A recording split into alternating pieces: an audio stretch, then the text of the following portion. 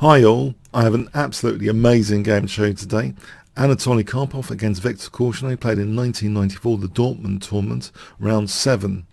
So if you want to find out about the controversy in chess between Karpov and Korchnoi, one of many films I believe that's been made about it. One interesting to check out is called Closing Gambit. It shows about the 1978 Korchnoi Karpov and the Kremlin, so that's available on Amazon Prime. Closing Gambit. Okay, anyway, this is in 1994, after those years of controversy. d4 from Anatoly Karpov, knight f6, c4, e6. We enter into the Queen's Indian territory after b6 now. Well, knight f3 avoided the Nimzo Indian. If Karpov had played knight c3, he would be inviting bishop b4. So this is now Queen's Indian territory. b6, a3, as if to say, I'll be playing knight c3 without this pesky bishop b4. Korchnoi locks down the e4 square with bishop b7. And if you want to check out a free Queen's Indian course, by the way, there's Kingscrusher TV / free QID course. Well worth checking out. So we have here knight c3. And black carries out a full lockdown on this e4 square. So quite a few moves designed against e4 to lock it down. If also key, because white is actually locked down at the moment, there's another move to lock down d5. If bishop e7, then white plays d5, for example, and this is kind of annoying. It blunts the bishop. It guarantees a small space advantage in the center, or significant, and white could even play e4 later. So it's important actually to temporarily blocking this bishop. You might think this is a little bit odd, blocking in the bishop, but it's not too bad. So we have bishop g5, bishop e7, and now this is the mainline move, queen a4 check. You might think, doesn't this break a principle? Well, it really depends on the position. This is actually the established mainline move. If e3, I mean this is playable e3, but we get a kind of, well, a different type of position, and black should be fine with the hanging pawns. This is a well-known position as well. So anyway, so queen a4 check is played. This kind of disruptive check by Anatoly Karpov. We have c6. Knight bd7 is also possible. That actually happened in the game of Karpov against Joe Lautier in Cannes 2002. That actually ended in a draw later at move 47. I won't go through that. It started like that. That was a draw with knight bd7. But here we see c6. And Karpov volunteers the dark square bishop. So bishop takes f6. You might think this is a strange decision. Quite often this idea is used because sometimes the outpost squares, for example, can be useful for the white knights. So there are real pros and cons of this move. C takes, E takes, but it is, potentially it's kind of a lethal weapon later. The dark square bishop without the counterpart. If black can get the sort of positions that excels, then it's going to be difficult to sometimes defend on the dark squares. So we have g3 for the moment. The bishop's kind of blunted anyway. Black castles, bishop g2, knight d7, and white castles, bishop e7, rook fd1. You might wonder here, hold on a sec, instead of rook fd1, was it actually possible to play this kind of central break move? You might think this gives a little bit of pressure to the black position. With d takes, white does have that isolated queen's pawn and should be able to parry this position. For example, with careful play, even with dynamic knight e5 from white, if black plays rook ad8 here, black should be fine. For example, like this, and protecting a7. This is like clinical moves from both sides. It should be fine. If otherwise, if knight takes e5 here, then this is running into trouble and really justifies that opening of the center, but black doesn't have to do this kind of thing. So black should be absolutely fine against the immediate e4. It's scary, but it can be handled, it seems. So rook fd1, it does seem as though e4 is like a major threat here, though. It's just being prepared a little bit more. And a controversial looking move is played here by Viktor Korchnoi. I wonder if you can guess it for 50 points. Black to play here. What would you play here?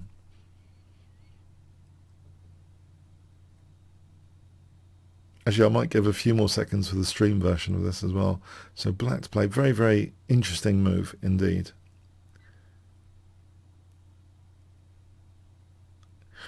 Okay, f5. You might think positionally, isn't this suspect? The e5 square has been compromised. And so, yeah, in some ways you'd be right, but in the specifics of this situation, it seems the e5 outpost can be parried with a c4 outpost. You might wonder, well, how does a knight get to c4? The answer is b5 is a good tempo gain to get a knight to c4. So very, very interesting play from both sides here. If instead b5 immediately and a5, e4 is actually potentially possible. This kind of thing could end up with a small edge for white, and this bishop's kind of locked out of the game. So this is kind of unpleasant.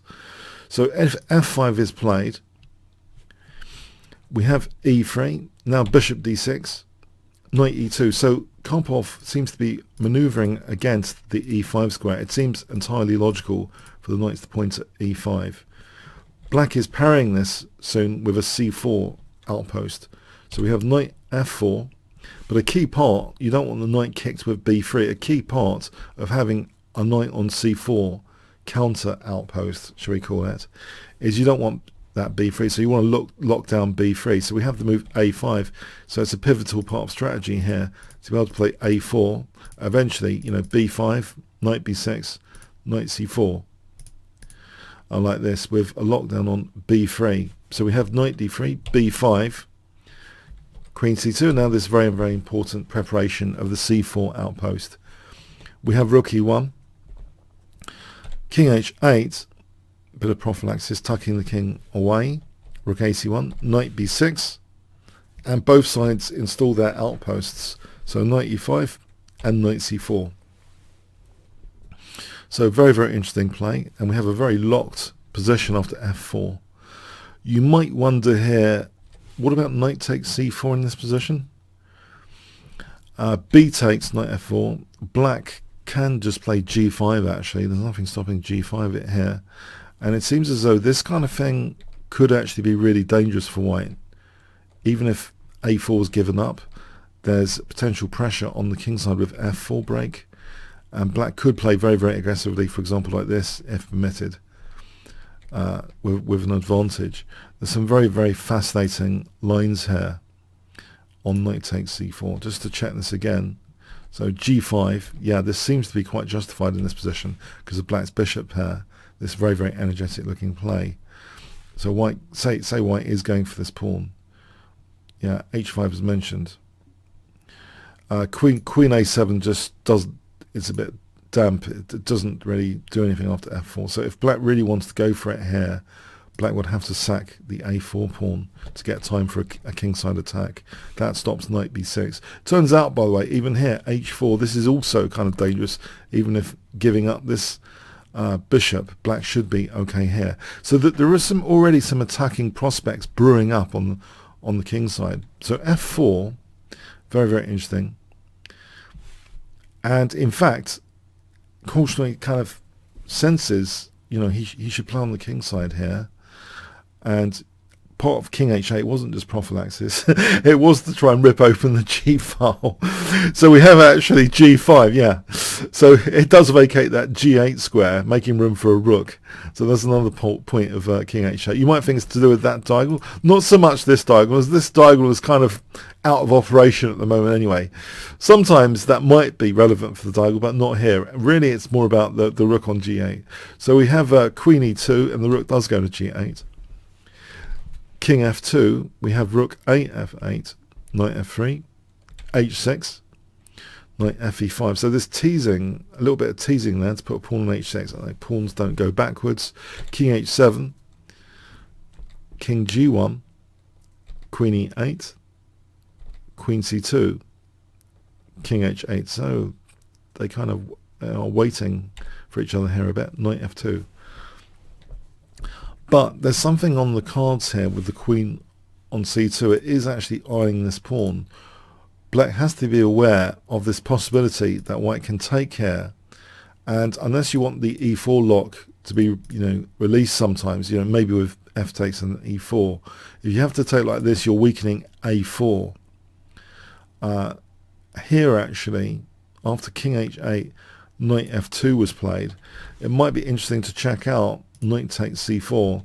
So after b takes, though, knight c5, black does well with bishop takes, and then queen e7 immediately, swapping a4 for c5, and that should be even.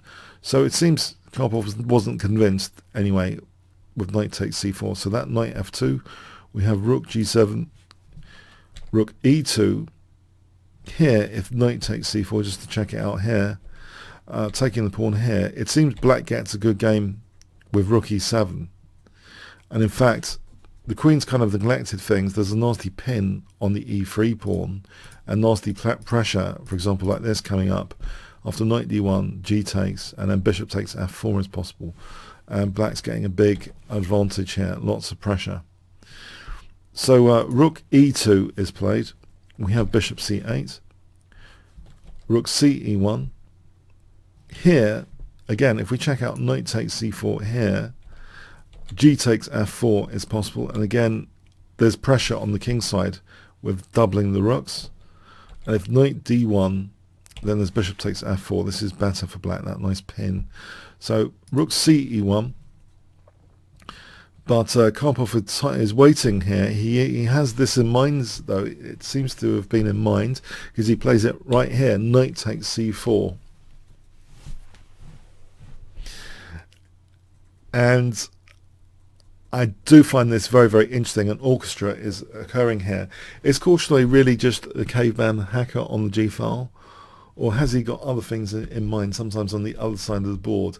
What's fascinating is that there's a potential backward pawn here on b2, which actually these rooks are versatile enough to clamp down on the b file. So even if black is giving up a4, as he does now, with a positional pawn sacrifice, there's a backward b2 pawn.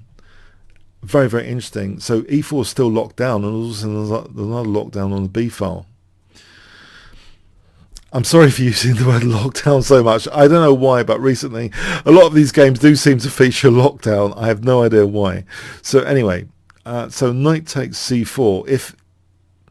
If we look at d takes c4 for a moment, perhaps white plays f takes g5 first, and then e4, and it gets to be a position which it seems as though white's got a nice position, but technically it might be even. If instead of f takes g5, instead of that preparation, if e4 immediately, then g takes f4, and there's tons of pressure on that g file. That's not very nice at all for white. Black's getting a small edge here at least, so this looks quite pleasant for black, this kind of stuff. So knight takes c4. There is this positional pawn sacrifice, which is absolutely fascinating. So queen takes a4. These rooks, it's not just caveman style chess, it's clamping down on backward pawns with rook b7 here. We have knight d1. If rook b1, then the rook's not, there's a loose piece on e2, and in fact g takes, and then doubling rooks is good.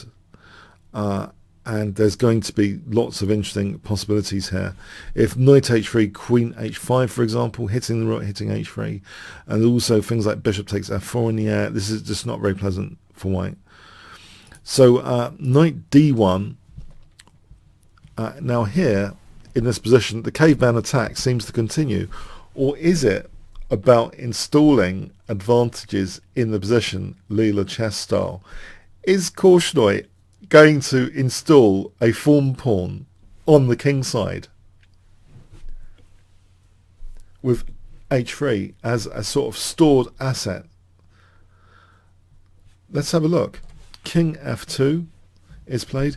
If white plays h4, that, as you might think, leaves a dark square target, and this bishop hasn't got a counterpart on the dark squares. So for example, just double the rooks and then play bishop e7, and white's collapsing. If h3, then h4 undermines the dark squares anyway. After g takes, this is going to be Very, very nice. There's even rook b3. The rook can even use this b3 square, and the other rook can use the g3 square. And there is an orchestra of rook movements, and ultimately black ends up better here. There's nasty stuff like this, really celebrating the dark square bishop tactically, and black ends up just better. So very, very interesting dynamic possibilities are emerging here already. This kind of king evacuation procedure, king f2, is used. We have bishop d7, and it's not so much for threatening c5 actually as for freeing the queen to be able to play queen g6, believe it or not. Queen c2 was played. I just want to show that on the board though. If rook h1, c5 isn't so hot. There's queen a6 hitting the bishop on d6. And for example, this is quite pleasant for white. White actually has the advantage. Instead, if we go with a different idea, that just to free the queen up for queen g6, d4 is actually very vulnerable here, especially with the king on f2 as an extra tactical target. Black ends up being significantly better here in these variations. And if instead after queen f6, queen d1, then rook b3, and then queen h6, yeah, the dark squares are kind of vulnerable. The b files are under pressure. Black's doing really well. So we have actually queen c2 though, and now queen g6, king f1, and now h4. So really, really aggressive play. So do you think it's for line opening or installing a form pawn at this point? After rook f2, in fact, Korchnoi is going for a form pawn with g4. If g takes, that's interesting, but white might actually be solid enough to defend things. So g4 was chosen. It really does have a preference for installing the form pawn, believe it or not. I know I'm biased towards form pawns, but this really this really was the preference. King g1, and we have the torture of the backward pawn here again, tying the white pieces down, and the form pawn is installed. h3. It's a long-term asset. It's very, very difficult for white after this form pawn's installed in general here. It's restricting the king in endgames. It's providing mating nets sometimes in the middle game. There's all sorts of advantages of having this form pawn around the king. We have bishop c7, and there's a big threat with this dark square bishop of simply bishop a5, and if knight c3, then rook takes b2. So in fact, Karpov goes a bit crazy, you might think, and plays b4, giving back a pawn. If he doesn't, if knight c3, you might think, well, it's two rooks for the queen. The thing is about this position, the dark square bishop is quite a slicer after bishop a5. It's quite a horrible piece. Queen d6 looking at a3 here, but also even more importantly than anything like that is actually just c5, just loosening white's dark squares. And with that dark square bishop without the counterpart, the balance swings really heavily in black's favour here as the dark squares are under great scrutiny. So black's doing fantastically well there. Two connected passed pawns there. That's brilliant for black. So we have this desperate looking b4 just giving back a pawn. C takes b, en passant, knight b2, bishop d6. So a3 is now under scrutiny. a4. And it looks as though this is really absolutely brilliant for black now, surely. Queen e6, rook d1, rook a7, rook d3. We have king h7, queen d1, c5 here. So yeah, this b3 pawn is a bit of a problem, but with c5, a4's looking vulnerable. Rook takes. If d takes c5, bishop takes c5, queen c1, rook c7. This position, black's winning that a4 pawn. So that pressure on a4 is important. So rook takes b3. We have rook takes, queen takes c4. So a protected passed pawn with pressure on a4. And you might wonder, well, again, white is a pawn up, though, technically. And it is kind of dangerous being that pawn up. It is an outside passed pawn. We have queen b6, rook a8. But white is also facing difficulties here, with pressure on e3, for example. And Karpov considered this move absolutely superb, this next one. So for 200 points, What did white play here on move 51? And in many respects it is absolutely brilliant. Okay. So 10 seconds for 200 points. What did Karpov play with the white pieces here?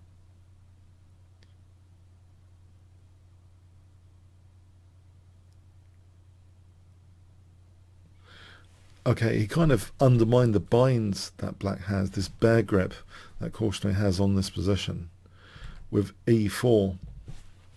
Yeah, trying to undermine the pawn chain at the base or create a pass pawn. It seems a choice of two lesser evils, either have c4 dismantled or a dangerous pass pawn over here, and that makes two pass pawns. F takes was chosen. If d takes, then knight takes c4, and this position after queen b7, queen c7 is very probing against black, and after rook b2 it should be at least even. There's sufficient play for black. And if instead of d takes, if queen takes e4, then that just loses the bishop. So f takes e4 was chosen. So there's a pass pawn for white here, which is pushed immediately with tempo. And maybe a cautious move would be blockading this pass pawn with queen f6 immediately. For example, queen f6, knight d1. This wasn't played, offering an exchange of queens, and it should be this type of scenario is fascinating. It is fascinating, and there are chances for both sides, but black has also resources, as this example shows, to get really good positions. It is really fascinating after queen f6. Maybe this is the most accurate move. There's arguments that it could be the most accurate move in the position. It seems tricky for white after this. So, okay, but it wasn't played. Queen e7 was played. And now we have knight d1. It seems the knight's going to an amazing looking blockade square where it's hitting g4 and d5. Is black's position really going to be put under scrutiny now? Rook b8, we have queen a5, bishop c6, f6 with tempo, queen e6. Here, maybe, queen b7 was interesting. For example, queen e1, here, bishop d7, f7. Black should be fine there, or even with an advantage. But actually, queen e6 was played. We have knight e3. And now rook b3. We have this check. Here, if f7, black can just blockade that pawn with bishop f8. And here, it should be, even if white loses the a4 pawn, it looks as though this is dynamically equal, this position. It's very complicated, but dynamically equal. So queen a7 check, bishop b7, a5. And yeah, it seems as though Karpov has liberated his position. He's technically got two dangerous looking pass pawns. White does have some issues as well, though. And yeah, but this threat of f7, f8 is very dangerous looking here, and there's also like a6 against this king here. So very complicated position indeed. We have actually the move bishop f8. That's the one chosen. And this is a very tricky position. At move 59, technically, the engines suggest that white missed something quite significant here. White actually went for the g4 pawn with rook f4, and this might be technically a slip-up. Can you see what would be interesting, do you think, to play here for white? What would you play? What do you think the most accurate move in the position is for 100 points, as it turns out? if you're a supercomputer. Can you try and guess the move?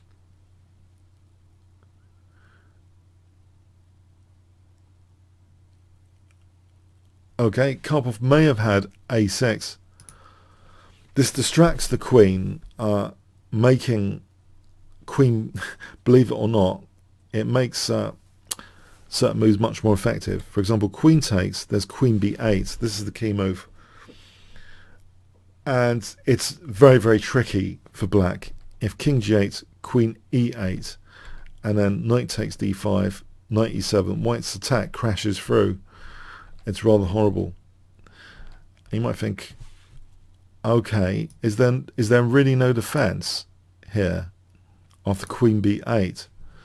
So that was with queen takes a6, queen b8, king g8. If bishop c8, the thing is, black then has queen c7 check, and here queen d8. It's rather sneaky travelling on these dark squares, and then taking out d5, queen g8, and it's getting very nasty for black indeed.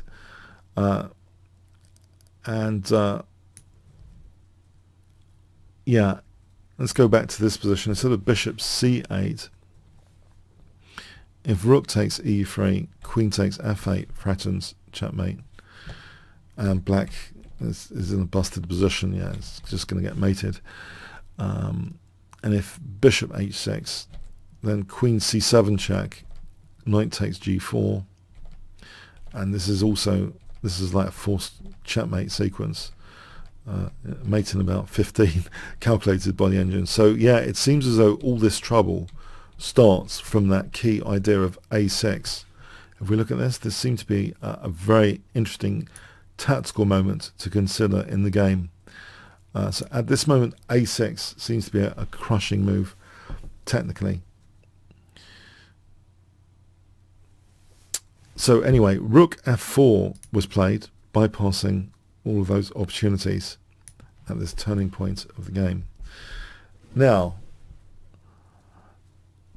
Viktor Korchnoi plays bishop h6, and maybe Karpov felt he'd set this trap because there's a cunning move in reply, f7, saying, well, I'm just going to queen the pawn if you take the rook.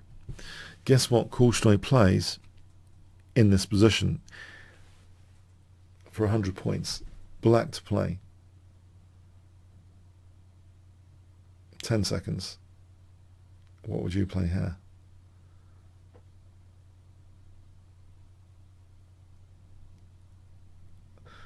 Okay, bishop takes f4, allowing the pawn to queen. If bishop f8, sort of accepting a little mini defeat there, retracting a move, then queen b8 is strong here, actually, potentially, and white should be getting a significant advantage. For example, like this, very technical stuff, and it looks as though it's quite kind of hard, but yeah, white should be eventually slightly better, being able to control the position with an advantage. So f7, we have bishop takes f4, so allowing the promotion of a queen. So it's become a free queens game for a bit. Fascinating, though. I mean, absolutely fascinating. White misses a chance for a draw, believe it or not, here. With what move? For another 50 points, 10 seconds. White's playing draw here. This is a remarkable kind of puzzle position. White's playing draw.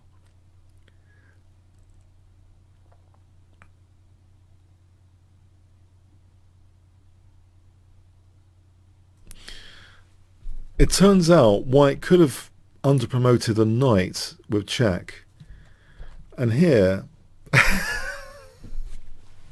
guess what white plays to draw this position?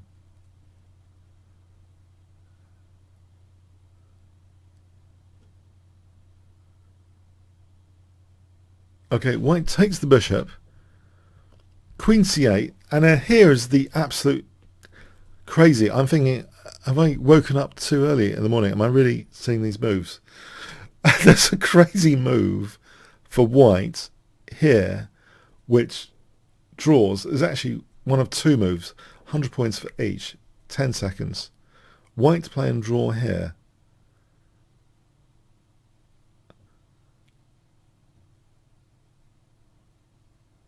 Okay, queen b8. Trying to drag the queen away from f5, because after taking knight f5 check, and the knights in this strange configuration here are actually forcing a draw by perpetual check. Because if the king ever dared go to h4 instead of h6, then knight g6, and that's checkmate. And the same thing, yeah, the same pattern of dragging the queen away could occur with also give yourself some points if you found queen c5. Just the point is to drag the queen away from f5. And yeah, the knights just happen to be getting that perpetual check in this position. So anyway, f8 queen is in the game. So Korchnoi picks up a couple of pieces for the queen, and of course he's got the fawn pawn, the dreaded fawn pawn. Does this tilt the balance in black's favour? The dreaded fawn pawn. Okay, so we have bishop h6, queen f2, bishop g7. So that kind of unpins against that bishop anyway, that bishop. Ideally, black would like to put pressure on f1 sometimes, with rook b1 and bishop a6 and c3, as Korchnoi says, that quotation I've chosen for this game. If a player believes in miracles, he can sometimes perform them. My extension is, especially if you've got a fawn pawn. Anyway, so that was a quote by Viktor Korchnoi. If a player believes in miracles, he can sometimes perform them. Can black perform some sort of miracle here? On pawns, okay, white's got 4, black's got 5. So if you counted up technically the material, white's material up, I believe, slightly. But yeah, it's the configuration. White's pretty tied down. That fawn pawn ties down the white king and creates mating net possibilities. The strongest move in this position, by the way, seems to be king g6. For example, this position is fascinating after rook b1, going for that pin. And white, doesn't get anywhere with the two queens in this position. Black gets that miracle position, targeting f1, and then plays c3. Yeah, the miracle can be navigated to, despite white having an extra queen on the board. The miracle happens and the checks just run out. So queen f2, yeah, but bishop g7 is still very good. It's still a very, very good position for black. We have a6. Rook f3. If queen takes a6, then this position, funny enough, has its own nuance here, which is amazing. After king h7, guess what white should play in this position to actually get a big advantage?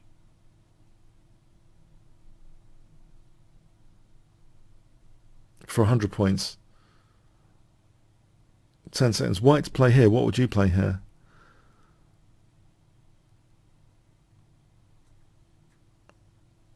Would you take the bishop? Actually, if you take the bishop, then this pin is super nasty, and that's the best move. So it's not taking the bishop, and it's not stalemate, by the way, because there is king g1. And then white gets mated. No, the only way to play this here is with queen takes d5. And if rook b1, there's queen takes e4 check, winning that rook just in time. So queen takes d5 spoils the fun, actually, for black significantly. If king h6, then check, queen takes a6, queen takes c4. Yeah, the fun is being spoiled significantly, and white's. But even here, though, this position, believe it or not, he's not winning for white quite because of that nasty pin. It should be equal here, believe it or not. So anyway, some crazy stuff.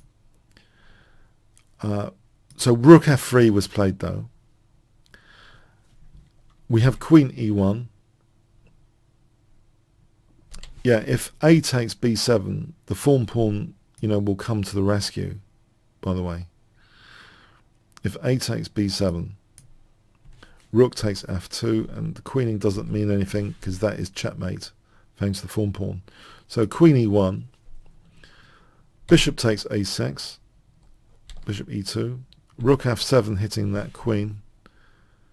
That would take the queen on the a file, queen c5. If white tries here, bishop takes g4, then queen takes g4 is strong. For example, here, sorry, is equal. Is equal. No, there's a strong move here which actually is much stronger than queen takes g4, which is actually queen f6, aiming for queen f1 to try and mate with the form pawn again. So the queen is attacked and there's a threat of queen f1. After queen b8, queen f1 is mating. That's the super strong one. So anyway, we have queen c5. And here now, great move from Viktor Korchnoi again. And this is one of the reasons Vasily Ivanchuk was around. He says this is one of the greatest games he's ever witnessed, basically, as well, by the way. So 3 queens on the board, and black is playing for a win here. What does black play in this position? 10 seconds for 500 points.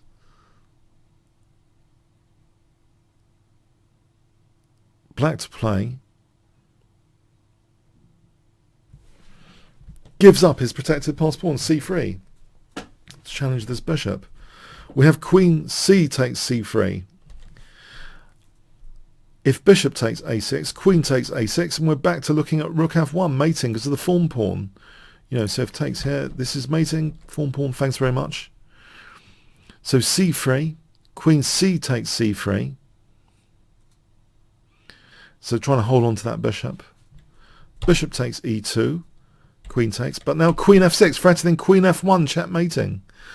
White tries to parry that on the back row, but now fantastic coordination on what they call an emerging common square. 2 key golden things I tell my students that I'm coaching. When you're calculating, look for weaknesses of the last move and emerging common squares. This next move creates an emerging common square. Can you guess what black plays here? And there's a key common square which is really lethal for white, which emerges as a result of this next forcing move. So black to play here plays bishop h6. It creates an emerging common square, the c1 square, because after queen b1, not yet used actually, not yet used. Bear in mind the bishop's on that diagonal. Queen f5 is played here, king g1, but now it is used with rook c7. So big, huge threat, rook c1. That c1 square, so threatening rook c1. And Karpov resigned here, without any further resistance. If he played on with, for example, queen e d1, bishop e3 check, for example, and rook c1, white can throw in some spike checks, but actually the king ends up on quite a safe haven square, h5. And here, after a queen returns back, there's queen f3, forcing the queens off, and it's not quite a stalemate trick for black because g takes lets white play g4. After g4 here, don't take because otherwise it's stalemate, and then black is triumphant with that f-pawn queening, and that will be checkmate. So an absolutely superb, instructive game there. Korchnoi said after the game, I'll just take you back to the final position, he was interviewed, so people were saying it was fantastic. He said, of course, and it was really some game. At a certain moment, there were 3 queens on the board, 2 of Karpov's and 1 of mine. I had been in that situation before. That was, if my memory served me well, in the Stockholm Interzonal in 1962 against German from Brazil. The game was adjourned. I was on the side with the 2 queens. During the analysis, I discovered something very remarkable. The board is simply too small for two queens of the same colour. They only get in each other's way. I realise that might sound stupid, but I fully mean it. The advantage is much less than one would expect by counting material. Karpov obviously didn't know that, and that turned out to be fatal for him. But there were other circumstances that played a role of importance. He had just played the tournament in Linares, and that must have cost him a lot of energy. It was an overwhelming success for him, but I know what kind of energy it costs to complete a tournament like that without relaxing a single moment. So Korchnoi very gracious in his comments there. Absolutely superb game. No wonder, Ivanchuk felt this is one of the greatest games he had ever witnessed. Philosophically, there are lots of interesting philosophical points, I believe. A counter outpost square. White had the e5 outpost as a result of this quite committal f5, but the counter outpost was secured by preparation of a5, a4, counter outpost square. The positional pawn sack with the switching of the rooks, to be putting pressure against that backward pawn. The moment of tactical opportunity, this very, very interesting tactic, finesse, trying to get the queen on the dark squares against the king, that was missed. Instead, very lucrative, alternative to queen the pawn, but the rook and bishop combined with the form pawn seemed to be a really formidable team, so outweighing the value of that extra queen that white had. Really, really fantastic, worthy of analysis over and over again this game to see what can be picked up, what new finesses and ideas. But I thought really, really instructive game from both sides. And I think Karpov was right. He played an absolutely fantastic move, liberating his position with e4 at a certain point, giving him some real, counter chances, because otherwise it was a bit of a lockdown on the white position there. Okay, I hope you enjoyed it as much as me. If you want to check out a free course on the Queen's Indian defence, there's one at Kingscrusher TV/ free QID course. Well worth checking out that course if you want to play this system yourself. Very respectable indeed, the Queen's Indian defence. And there's even some accelerated ideas mentioned with tricky move order. You might want to try it as well. But as an opening, it's really mainstream stuff, the Queen's Indian defence. So that course is really valuable for checking out the fundamental themes of the opening as well. Okay, comments, questions, likes, shares appreciated. Thanks very much.